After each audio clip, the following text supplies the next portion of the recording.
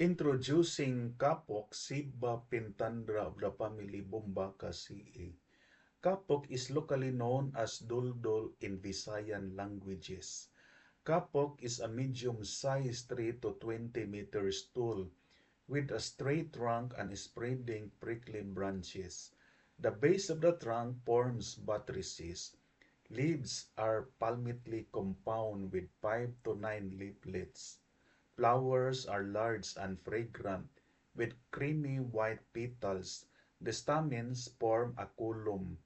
Fruit is elongate, hard, and leathery. Seeds are surrounded by white, milky fiber. The tender fruit of kapok is used as an emollient, while the bark and leaves are employed as a vomitive.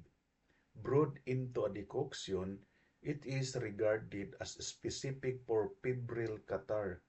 The seed fiber is used for stuffing cushions, pillows, and mattresses, as well as in the manufacturing of life belts, life jackets.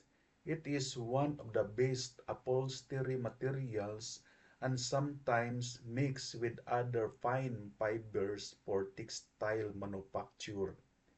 The tree serves as a source of telephone poles, fence posts, plywood, packaging materials, lumber core stock, light construction materials, pulp and paper products, canes, and wraps.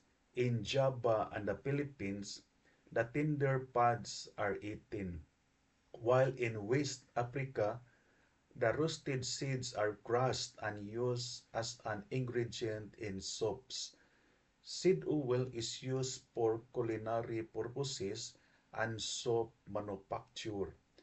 The priest cake is used as cattle feed.